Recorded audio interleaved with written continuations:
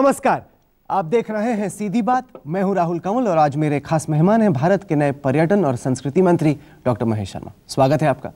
पहली बार आप सांसद बने, बनते के साथ ही इतने अहम कार्यालय आपको दे दिया गया, ऐसा क्यों हुआ? उनको अपनी जो टीम थी उनके पास, उनमें उन्होंने खोजा होगा, कुछ मेरे काम को उन्होंने वॉच किया होगा लंबे समय तक। कुछ लोग कहते हैं कि आप बड़े डॉक्टर हैं, बड़ा अस्पताल चलाते हैं, संघ के तमाम नेता, बीजेपी के तमाम नेता आपके यहाँ इलाज कराते हैं, इसी वजह से आपको ये दिया। देखिए, माननीय प्रधानमंत्री जी ने एक एक व्यक्ति चुन चुन कर उन कामों पर लगाया गया जो उनके सपनों को साकार कर सके, देश के लिए कुछ कर सके। उसमें उन्होंने कोई रिश्तेदारी, कोई संबंध कहीं किसी से शायद उनको अहमियत ना देकर उस व्यक्ति का कार्य करने की शैली, उस व्यक्ति की प्रतिबद्धता पार्टी के प्रति और उस व्यक्ति की प्रतिबद्धता राष्ट्र के प्रति, मैं समझता हूँ लेकर उन्होंने ये एक सवाल। आपके यहाँ इलाज होता है बड़े बड़े नेताओं का, इससे कोई लेना देना नहीं। देखिए, किसी भी मंत्री के लिए, प्रधानमंत्री के लिए, देश के पूरे बल्कि विश्व खुला हुआ इलाज कराने के लिए, तो इलाज कराने का माध्यम अगर आज आप ये कहें उसके कारण मैं मंत्री बना हूं, तो मैं समझता हूं कि शायद प्रधानमंत्री की सोच इनसे बहुत बड़ी। अच्छा, ये बताएं, आप पर्यटन मंत्री बने, हिंदुस्तान को बहुत असुरक्षित माना जाता है, खासतौर से महिलाओं के लिए, और हाल ही में हमने देखा कि जिस तरीके से हिंदुस्तान का पर्यटन होना चाहिए उस तरीके से है नहीं। छोटे छोटे देशों में हमसे बहुत ज़्यादा पर्यटक आते हैं। क्या आप करेंगे मंत्री जी ये सुनिश्चित करने के लिए कि जो हिंदुस्तान पर्यटक आता है वो महफूज रहे?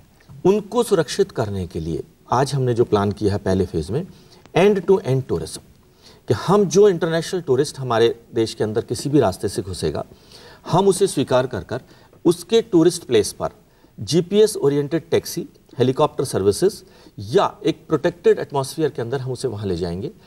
टूरिस्ट प्लेस पर प्रदेश सरकार, मतलब पर्यटक के साथ पुलिस वाला घूमेगा? पुलिस वाले नहीं, जीपीएस ओरिएंटेड टैक्सीज होंगी।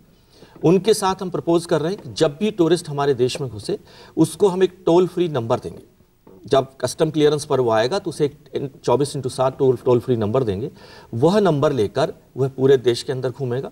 अगर कहीं कोई दिक्कत आएगी, खास तौर पर हम अपने जो लोग रिसीविंग हॉस्पिटैलिटी के लोग होंगे उनको हम बताएंगे कि डूज एंड डोंट्स। आते ही सबसे पहले हम उनको एक पर्चा देंगे कि these are the dos and don'ts.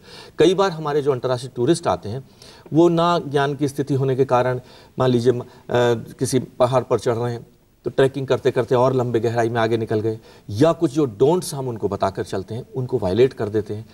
अब हम चाहेंगे, ये बात सही है कि देश की इज्जत का सवाल है कि कोई टूरिस्ट, अंतर्राष्ट्रीय टूरिस्ट आए और उसके साथ कोई हादसा हो जाए, इसको हटाने के लिए। जैसे हम फर्ज की जगह भी आगरा जाते हैं या लाल किले जाते हैं तो हम देखते हैं कि पर्यटकों को परेशान बहुत किया जाता है कि एक पर्यटक रहता है, 50 दलाल उसके इर्द गिर्द रहते हैं। क्या करेंगे आप? ये कष्ट की बात है और इसके लिए मैं अभी प्रपोज कर रहा हूँ कि कानून भी ले आ जाए। आज की डेट में जो कानून है, कायदे से आगरा के अंदर अगर जाए तो इनके लिए एक शब्द है, उसे कहते हैं लपका, जिसके अंदर अगर टूरिस्ट आया है तो उस टूरिस्ट को ल्यूर करने के लिए होटल तक, उस टूरिस्ट को ल्यूर करने के लिए गाइड तक, उसको अपना सामान बेचने के लिए, यहाँ तक कि उसको लोग छूना शुरू कर देते हैं, उसके कपड़े खींचना शुरू कर देते हैं। इसके लिए हमने जैसे बताया कि एंड टू एंड टूरिज्म में जैसे ही टूरिस्ट व्यक्ति वहाँ पर उतरेगा, इस कानून को पास करके। क्या है कानून? अभी कानून ये है कि इस दफा पर उस पर कोई दफा नहीं लगाई जा सकती। तो आपका क्या कानून? हम उसके लिए एक नया अमेंडमेंट लाने का प्रस्ताव अभी रखेंगे कि आखिरकार इसमें प्रस्ताव लाया जाए ताकि ऐसा अगर कोई कर रहा है, अगर कोई टूरिस्ट है तो उसके बिल्कुल इर्द गिर्द अगर उसको छूता है, उसे ल्यूर करने की, मार्केटिंग करने की एक लिमिट हो सकती है, लेकिन अगर उसे छू कर या अगर किसी तरह से करता है तो उस पर कानूनी धाराएं लागू होगी। पर्यटक के साथ साथ वो पुलिस सिक्योरिटी होगी। अगर पर्यटक को कंप्लेंट करेगा तो भी उस बेस पे होगा। वीडियो सर्विलेंस कैमरेज होंगे, उनके माध्यम से अगर हमें पता चल जाएगा कि अगर किसी टूरिस्ट को किसी ने परेशान किया इस लिमिट से ज़्यादा, तो उस पर बाकायदा मुकदमा दर्ज होकर उसे गिरफ्तारी करने का रास्ता प्रशस्त किया जाएगा। और आगे से टूरिस्टों को भी हम ये अंतर्राष्ट्रीय अपनी इंटरेक्टिव वेबसाइट्स के माध्यम से, आज जो भारत की इमेज में कहीं गिरावट आई है, मैं समझता हूँ माननीय मोदी जी के प्रधानमंत्री बनने के बाद और 2 सफल यात्राओं अमेरिका और ऑस्ट्रेलिया किया, पूरे विश्व में भारत का, भारतीयों का, भारतीय काम करने के तरीके का सम्मान बहुत ऊंचाइयों तक बढ़ा है, विश्वास बढ़ा है। नहीं, अभी वो तो जब पर्यटक बढ़ेंगे तब पता चलेगा। कोई टारगेट रखा है आपने मंत्री जी? देखिए, अभी हमारा टूरिस्ट 72 लाख है। हमारा टारगेट ये है कि अगले 3 महीने के अंदर इसके शुरुआत हो जाए। हमारा प्रयास होगा कि 1 जनवरी से ही जो हमारा नया वर्ष शुरू होने जा रहा है, 25 दिसंबर माननीय अटल जी का जन्म दिवस है, हम उसमें प्रयास करेंगे कि कुछ नई घोषणाएं, Indian tourism with new face. नहीं, टारगेट बताइए ना। 72 लाख हमारे इस टारगेट को, 72 लाख के टारगेट को हम प्लान कर रहे हैं कि अगले 1 वर्ष के अंदर हम दुगना तक ले जाने का प्रयास करेंगे। पहले चरण में बहुत छोटा सोच रहे हैं आप। देखिए, शुरुआत बहुत छोटे से करनी चाहिए। बहुत लंबी सोच के साथ अगर हम अपनी घोषणाएं लंबी कर दें और उसका हम पाप ना कर पाएं, पहले चरण के अंदर हम इसे दुगना करने का प्रयास करेंगे, क्योंकि अभी समय प्रदेश सरकारों के साथ सिक्योरिटी, सफाई, अगले 1 माह में हमारा टारगेट है कि सबसे पहले जो 3 चीज़ें हमारे टूरिस्ट को दिक्कत आती है, क्लीनलीनेस, सिक्योरिटी, हॉस्पिटैलिटी, इन तीनों पे हम नहीं, एक दिक्कत आती है कि टिकट लेने में आपको दलालों का सामना करना पड़ता है। आपकी टिकट होती है जितने भी रुपए की होती है, देना आपको ज्यादा पड़ता है क्योंकि दलाल खड़े होते हैं टिकट जब्त करके। इसका क्या करेंगे आप? देखिए, इसके डॉक्टर आप हैं कि आपने डायग्नोज कर लिया कि टिकट की प्रॉब्लम है, इलाज हम कर देंगे। क्या करेंगे? 1 जनवरी से हमारे 3 देश के जो बड़े मॉन्यूमेंट्स हैं, हुमायूं टॉम्ब, लाल किला, तुम्हारा आपका ये ताज, इन पर हम ई टिकटिंग चालू कर देंगे। बार कोडिंग के साथ वो ई टिकटिंग अपनी ले सकेगा, कहीं अपने मतलब पर्यटक घर बैठे खरीद सकता है, अपने होटल के कमरे में बैठकर वो अपनी टिकट ले सकेगा। हिंदुस्तानी पर्यटक भी, इंटरनेशनल पर्यटक भी। संस्कृति मंत्री भी हैं, कल्चर मिनिस्टर, और हमने आपका एक बयान पढ़ा जिसमें आपने कहा कि आप चाहते नहीं कि हिंदुस्तानी बच्चे जो हैं स्कूल में पढ़ने वाले वो विदेश जाएं किसी दौरे पे, वो चाहते हैं आपकी वो हिंदुस्तान में ही घूमें। ऐसा क्यों? घूमने दीजिए विदेश। देखिए, जब हम विश्व के किसी कोने में जाते हैं, हमारी एसेट क्या है? We talk of our rich Indian heritage and culture. That is our strength. We talk of this.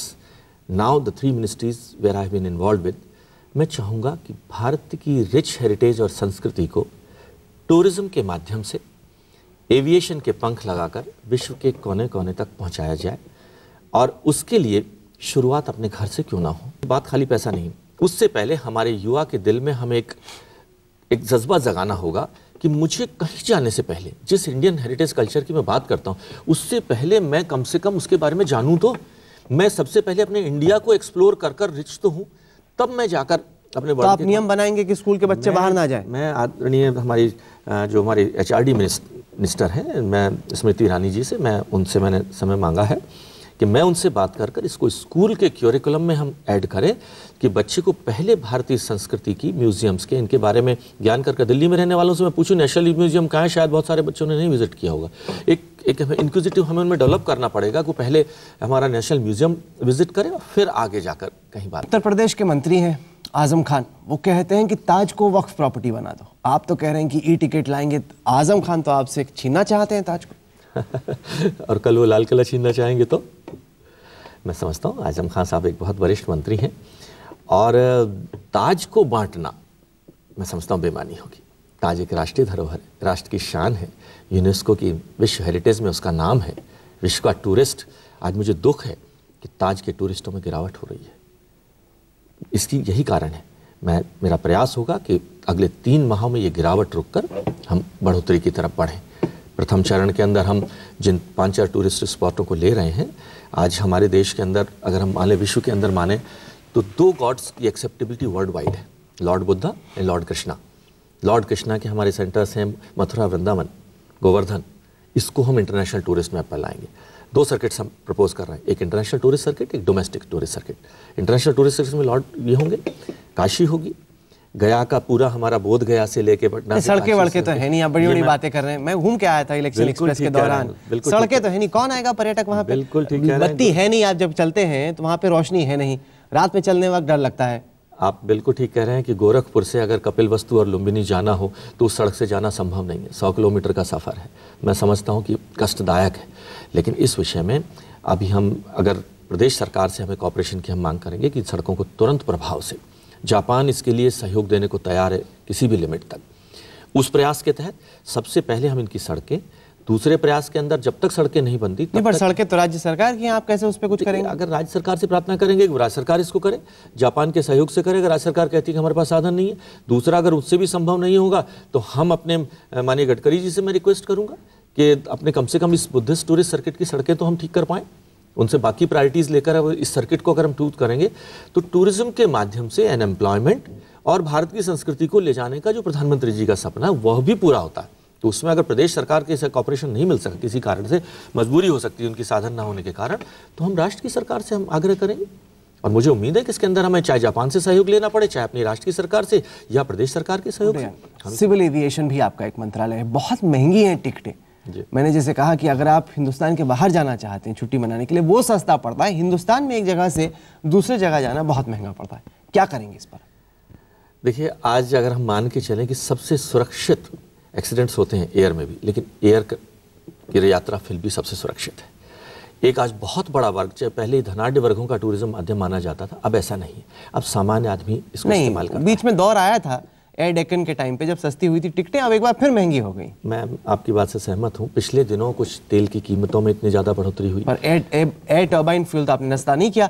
आप क्यों नहीं जेटली जी के पास जाते और कहते कि एयर टर्बाइन फ्यूल की जो कीमतें हैं वो कम होनी चाहिए ताकि यात्रियों को सस्ती टिकट मिल सके? देखिए, ये मेरी प्रार्थना होगी, क्योंकि पिछले दिनों में आपने देखा है कि कई बार ये बात आई कि एयर इंडिया को हम प्राइवेटाइज करते हैं, लेकिन सवाल है कितनी प्राइवेट एयरलाइंस भी बंद हुई हैं आज। क्या एयरलाइन प्राइवेटाइज करने से बाकी समस्याएं खत्म हो जाएंगी? आज हमारी 2 एयरलाइंस हैं, जेट है, इंडिगो है, ये अपनी बड़े बाकी और एयरलाइंस भी कोलैप्स की हैं। नहीं तो आपने कहीं पक्ष में है कि खिलाफ है एयर इंडिया के प्राइवेटाइजेशन? मैं पक्ष में नहीं हूं कि इंडिया को प्राइवेटाइज किया जाना चाहिए। अरे पीएम कहते हैं कि government has no business of being in business, मंत्री कहता है कि नहीं एयर इंडिया को चलाना। आपने कभी एयर इंडिया की अगर आप यात्रा करें, क्यों सरकार को एयर इंडिया चलाना चाहिए? मेरा ये कहना है कि माननीय प्रधानमंत्री जी का आदेश तो मेरे लिए सर्वोपरि होगा ही, लेकिन हम आखिरकार इसे चैलेंज लेकर क्यों ना एयर इंडिया को उन एयरलाइंस, अंतर्राष्ट्रीय एयरलाइंस की श्रेणी में लाकर खड़ा करें। अरे बड़े बड़े मंत्रियों ने बड़ी कोशिश की, कुछ नहीं कर पाए। प्रयास देखिए, ऐसा कल हम इतिहास देखकर हम खाली आगे बढ़ने के सपने छोड़ दें, मैं समझता हूँ उचित नहीं होगा। हमारे साथ एक जो सबसे बड़ी दिक्कत मैं एयर इंडिया में बता देता हूँ, जो पुराना स्टाफ और उनके साथ जो एग्रीमेंट्स हमारे हुए हैं वो इतने ट्रिवियल है, उनसे बाहर निकलने के अंदर हमें थोड़ा सा समय लग रहा है। पिछले 2-3 वर्षों के अंदर एयर इंडिया में कुछ प्रयास शुरू हुए हैं। मैं समझता हूं कि एयर इंडिया का बने रहना, और मैं तो कहता हूं प्राइवेटाइज क्यों बना रहना, मैं पूछूं आपसे। देखिए, ऐसी एयरलाइन जिसमें हर विमान पे जो क्रू स्ट्रेंथ है दुनिया में सबसे ज्यादा है, सबसे इनएफिशिएंट एयरलाइन है, क्यों आप उसको चलाना चाहते हैं? देखिए, एयर इंडिया की मैं मानता हूं कि उनकी सर्विसेज उस मार्ग तक नहीं, लेकिन इसके अंदर बहुत बड़ा कारण, मैं आपको अंदर की बात बता दूं, बहुत बड़ा कारण अंतरिम राजनीति भी कहीं ना कहीं रही है।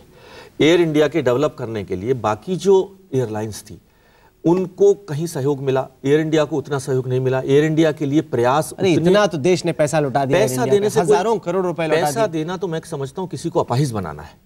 किसी संस्था को आप पैसा तो दे आप दीजिए, करेंगे क्या? उसको सब्सिडी दे दीजिए, आप करेंगे क्या? मैं उसका इन हाउस कल्चर सुधारने के लिए मैंने प्रधानमंत्री जी से 6 महीने का समय मांगा है। एयर इंडिया की हमारी 3 सहयोगी मेन संस्थाएं, 5 हमारे हैं, एयर इंडिया एक्सप्रेस और अलायंस के 8 प्लेन है जो छोटे सेक्टर पर। उन्होंने कहा है कि ये हमारे लॉस में चल रहा है। मैंने कहा आप मुझसे जॉइंट वेंचर करिए, हम 6 महीने में इस सर्किट को प्रॉफिट पर लाकर दिखाएंगे। नहीं, पर जो मैंने आपसे सवाल पूछा आपने घुमा दिया। हाँ, मैंने आपसे पूछा कि आप जाके जेटली जी पे प्रेशर डालिए कि जो टिकट की कीमतें हैं वो सस्ती होनी चाहिए। अब तक जो भी सिविल एविएशन है उसको एक बड़े ग्लैमर के तौर पे देखा जाता है, अमीर लोगों के लिए माना जाता है। अब तो हर आदमी हवाई यात्रा करना चाहता है। अब क्यों नहीं टिकटें सस्ती करती? एक जो बहुत बड़ी वजह है कि प्राइवेट कंपनियां नुकसान में है वो ये कि टिकट की कीमत इतनी ज्यादा है, दुनिया में कहीं इतनी कीमत नहीं है टिकट की। देखिए, ये अंडा और मुर्गी वाली कहानी है कि अगर टिकट का प्राइस बढ़ जाए तो प्रॉफिट में हो जाएंगे, लेकिन ऐसा नहीं है। खाली टिकट ओवरहेड्स को कम करना। आज हमने कल हमारी एयर इंडिया के साथ पहली मीटिंग थी, और उस मीटिंग में हमने कहा कि मुझे 10% कॉस्ट कम करके दिखाइए। अपना स्टाफ, नई स्ट्रेंथ अपॉइंट करने से पहले अपने रिसोर्सेज को यूज़ करिए, और कॉम्पिटिटिव लाइंस में अन्य एयरलाइंस के माध्यम से उसके रास्ते में अगर कोई चीज़ आती है तो आप हमसे डिस्कस करिए। और इसके रिजल्ट हमें अगले, उम्मीद है कि 3 माह के अंदर आप महसूस करेंगे कि उसके लिए प्रयास और उसके रिजल्ट आने। हमारी सबसे बड़ी जो दिक्कत आ रही है वो स्टाफ जो पिछले 30 वर्षों से है, एल्डरली पॉपुलेशन है उस स्टाफ की, उनकी सैलरी वेजेस इतने ज़्यादा हो चुके हैं, उसको कम करने में हमें कैसे करेंगे आप? अब हम उनमें से कुछ को VRS के माध्यम से रिटायर कर रहे हैं और स्टाफ हम ऐड नहीं कर रहे हैं। अगला जो स्टाफ हम ऐड करेंगे वो हमें युवा स्टाफ होगा, वो हमें लो सैलरी पे मिल जाता है। एक वहाँ का पियन जो हो सकता है वो हो सकता है कि नई स्टाफ करने वाले से 3 गुना ज़्यादा तनख्वाह ले रहा हूँ, लेकिन उसका आउटपुट उतना नहीं। पियन का जमाना गया जनाब, कौन सी दुनिया में है? जो भी वहाँ का क्लर्क, बड़ी बड़ी कंपनियों में आजकल पियन नहीं हुआ करते, सिर्फ सरकारों में होते हैं पियन। क्लर्क है वहाँ की, और वहाँ का अब मुझे पता चला कि हमारे 2 होटल हैं, जम्मू कश्मीर वाला और सेंटोर होटल। जम्मू कश्मीर वाला बेच दीजिए, कोई जरूरत नहीं है एयर इंडिया को एयरपोर्ट चलाने में। खूबसूरत लोकेशन पर है वो, लेकिन वहाँ का जो स्टाफ है वो पता चला 55 वर्ष का स्टाफ है। अब उस 55 वर्ष के स्टाफ से आउटपुट लेना मुश्किल है, लेकिन तो अभी मैं, क्योंकि मुझे 10 ही दिन हुए अभी मंत्री बने, तो मैं इन बॉटलनेक्स को एक्सप्लोर कर रहा हूं। बताएं कि नेपाल में इस वक्त बड़ा फसाद हो रखा है। वो कह रहे हैं कि पीएम ने आना था, लुम्बिनी जनकपुर जाना था, और अब चूंकि आपके कश्मीर के मुसलमान वोटों पर नज़र है, आपने लास्ट मोमेंट पर कैंसिल कर दिया। आप तो कल्चर मिनिस्टर भी हैं, टूरिज्म मिनिस्टर भी हैं। अगर लुम्बिनी जाते, जनकपुर जाते, तो इससे तो कल्चर टूरिज्म को फ़ायदा मिलता। देखिए, मैं देश की जनता को और आपको भी बता दूं, आज़ादी के 67 साल में नेपाल से हमारा टूरिज्म के माध्यम MOU पहली बार साइन होने जा रहा है। नहीं, मेरे सवाल का जवाब दीजिए ना। उसका कि आपकी नजर थी कश्मीर के वोटों पर। हमारे कश्मीर के वोटर कश्मीर जाके रैली करना तो उनकी प्राइमरी थी, लेकिन इसलिए कि कश्मीर के मुस्लिम वोटरों से हमारी, इसलिए जनकपुर कैंसिल नहीं किया है। नेपाल के साथ टूरिज्म का समझौता कल होने जा रहा है 25 से 29 की, उसमें MOU साइन, और मेरा सौभाग्य है कि उस समझौते पे मेरे दस्तखत हैं। मैं देश का पहला एविएशन या संस्कृति मंत्री बन रहा हूं जिस पे उसको दस्तखत करने का मौका, प्रधानमंत्री जी उस पर साइन करने जा रहे हैं उस पर। और उसमें लुम्बिनी सर्किट, लुम्बिनी, कपिलवस्तु और इस क्षेत्र को पूरा डेवलप करने का पूरा नक्शा पहली बार आज़ादी के बाद बन रहा है। जम्मू कश्मीर का जो मिशन था अमित शाह का, मोदी जी का, उसमें भी आप बड़े जुड़े हुए थे। क्या आपको लग रहा है कि ये जो प्लान था आपका कि बीजेपी का मुख्यमंत्री होना चाहिए जम्मू कश्मीर में, क्या वो सफल होगा? देखिए, कश्मीर भारत की शान है, स्वर्ग दुनिया पर, उसको कहीं ना कहीं उसके साथ जाती हुई है और परिवारवाद की वहाँ राजनीति चलती रही है। माननीय प्रधानमंत्री जी ने कल सपना दिखाया है लोगों को, कश्मीर के लोगों को, कि मैं इसकी टूरिज्म जो इसकी मेन इंडस्ट्री है, उस टूरिज्म को मैं उसी वापस सम्मान के साथ लाकर दिखाऊंगा। ये उन्होंने वादा किया है। क्या ये वादा हम किसी दूसरे मुख्यमंत्री को बनाकर संभव कर सकते हैं? जब हमारा मुख्यमंत्री होगा, हमारे सहयोग से जो मुख्यमंत्री होगा, हम उस सपने को साकार करेंगे। आज कश्मीर की जनता त्राही त्राही कर रही है, वो आतंकवाद से हाथ। कश्मीर में कई समस्याएं भी हैं, पर्यटन तो केवल एक चेहरा है। कश्मीर में बहुत और समस्याएं हैं जिनका समाधान खोजने की जरूरत है। कहीं ना कहीं उन पे फोकस तो हो नहीं रहा। पर्यटन का मतलब एकदम कश्मीर के पास, कश्मीर में हम बहुत कुछ, सिर्फ पर्यटन के माध्यम से कश्मीर का नक्शा बहुत बड़ा। मैं एक स्लोगन देना चाहता हूं, terrorism we will cover by tourism. Terrorism को हम टूरिज्म के माध्यम से समाप्त करेंगे। जब तक आप टेररिज्म की समस्या का निजात नहीं पाएंगे, तब तक टूरिस्ट पे हमला हो सकता है, टूरिज्म पे होगा टेररिज्म। देखिए, टूरिस्ट दोनों बातें हैं। जब टूरिस्ट का पांव वहां पड़ना शुरू होगा तो टेररिज्म अपने आप समाप्त होगा। वहाँ के लोगों को ये पता चलेगा कि हमारा टेररिज्म जनाब पाकिस्तान से आ रहा है। देखिए, उसके लिए रोकने के लिए तो देश की सरकार ने संदेश दे दिया है। आज देश की सरकार ने पूरी अच्छी भाषा में संदेश दे दिया, पूरे विश्व के कोने कोने को संदेश जा चुका है कि भारत के अंदर एक शक्तिशाली सरकार बैठी है। वो टेररिज्म को, माने हमारे राजनाथ सिंह जी ने आज कह दिया है कि किसी भी रूप के अंदर पाकिस्तान रिलेटेड टेररिज्म स्वीकार नहीं होगा, जवाब दिया जाएगा ईंट का पत्थर से, उसमें कोई दिक्कत नहीं है। और अब पाकिस्तान को समझ में भी आ जाएगा, चाहे वो ओबामा जी को लाने की कूटनीति में हमारी सफलता हो 26 जनवरी पर। ये मेरे ख्याल से जो ये आतंकवाद से रिलेटेड जो देश है, इनको संदेश पहुंच गया विश्व के कोने कोने से। चलिए, आपने हमें वक्त दिया, इसके लिए आपका बहुत बहुत शुक्रिया। तो ये थी डॉक्टर महेश शर्मा से आज की सीधी बात। ये कार्यक्रम आपको कैसा लगा? आप अपनी राय हमें ईमेल के जरिए भेज सकते हैं। हमारा ईमेल का पता है sb@aajtak.com। साथ के साथ इस कार्यक्रम को आप हमारी वेबसाइट पर देख सकते हैं, जिसका पता है www.aajtak.in/सीधी बात। तो अगले सप्ताह एक बार फिर से मुलाकात होगी। तब तक के लिए देश और दुनिया की बाकी खबरों के लिए आप देखते रहिए आज तक।